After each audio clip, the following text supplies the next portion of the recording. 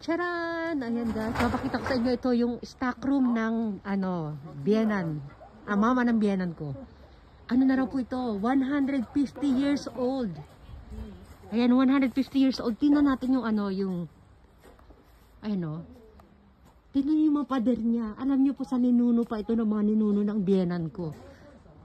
Ayan oh. Grabe, tingnan niyo oh. Ganyan na siya katanda.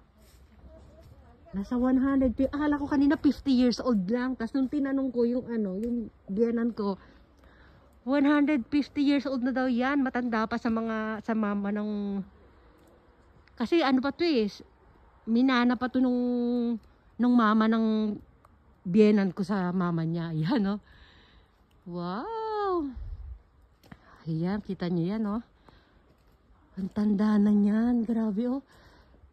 Sabing gano'n nung yung kapatid ng biyenan ko, pag malakas daw ang lindol, delikado na raw yan. Buti na lang di sila inaano ng lindol dito. Grabe, ang tanda na yan. Silipin ulit natin sa harapan.